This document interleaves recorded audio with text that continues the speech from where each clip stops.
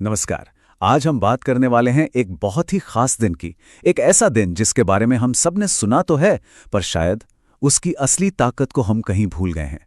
तो चलिए आज मिलकर अक्षय तृतीया के पीछे छिपे रहस्यों से पर्दा उठाते हैं। तो अक्षय तृतीया का नाम सुनते ही दिमाग में क्या आता है? सोना खरीदना, है ना? हर तरफ यही माहौल होता है। पर क्या ये दिन सच में बस इतना ही है? असल में इसकी जो असली कहानी है ना, वो इससे कई ज्यादा गहरी और सच कहूं तो बहुत दिलचस्प है। जरा सोचिए, क्या हो अगर साल में एक ऐसा दिन आता हो जो कह सकते हैं यूनिवर्स का रीसेट बटन हो। एक ऐसा दिन जिसकी असली ताकत हमारी सोच से, हमारी कल्पना से कोसों दूर है।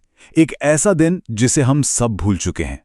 तो चलिए इस रहस्य को परत दर परत खोलना शुरू करते हैं।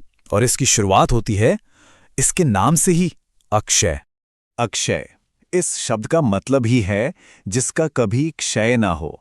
मतलब जो कभी खत्म नहीं हो सकता, जो कभी कम नहीं हो सकता, द इटर्नल।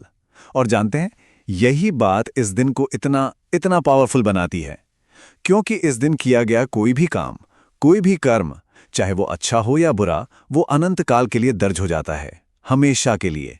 तो सवाल उठता है कि यह दिन इतना खास है क्यों? आखिर ऐसा क्या हुआ था?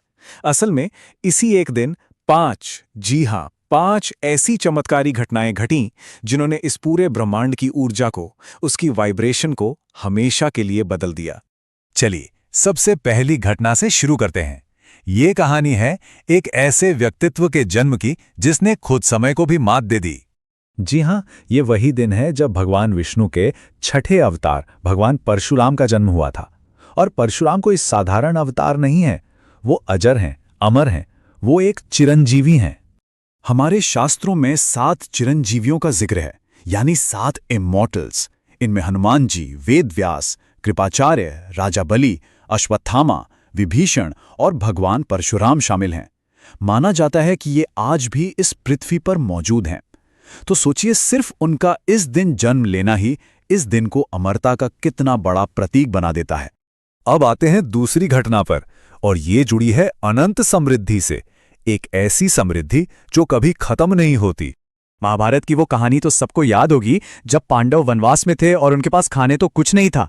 जानते हैं, इसी अक्षय तृतीया के दिन सूर्य देव ने उन्हें वो चमत्कारी अक्षय पात्र दिया था। एक ऐसा बर्तन जिससे मिलने वाला भोजन कभी कभी खत्म ही नहीं होता था।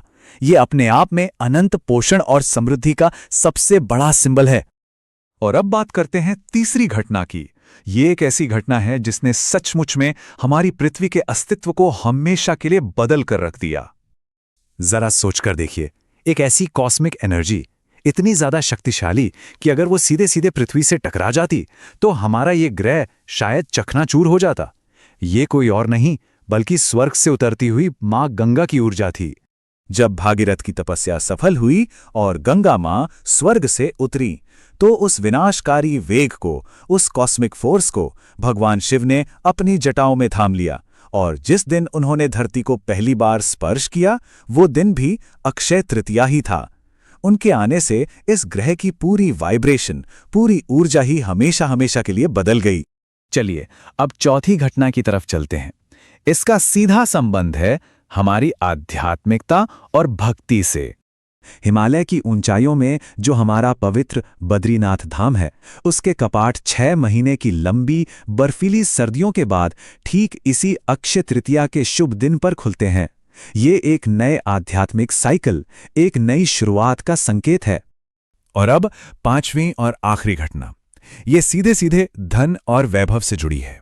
ऐसा माना जाता है कि इसी दिन जो खजाने के देवता हैं भगवान कुबेर, उन्हें उनका खोया हुआ सारा धन और साम्राज्य वापस मिला था, और साथ ही देवी लक्ष्मी का आशीर्वाद भी। शायद यही एक बड़ी वजह है कि लोग इस दिन को भौतिक समृद्धि के साथ भी जोड़ते हैं। तो इन 5 घटनाओं से एक बात तो बिल्कुल साफ है, ये दिन सिर्फ सोना खरीदने के लिए नहीं बना है। इसका महत्व बहुत बहुत गहरा है। ये दिन असल में यूनिवर्स की मेमोरी से जुड़ा हुआ है। इस दिन की सबसे जरूरी बात यह है कि पूरा का पूरा ब्रह्मांड एक तरह से परमानेंट रिसीविंग मोड पर होता है। मतलब आप जो भी बीज बोएंगे, जो भी कर्म करेंगे, वो एक अनंत पेड़ बन जाएगा। उसका असर, उसका फल कभी खत्म नहीं होगा। तो अब हमारे सामने दो रास्ते हैं।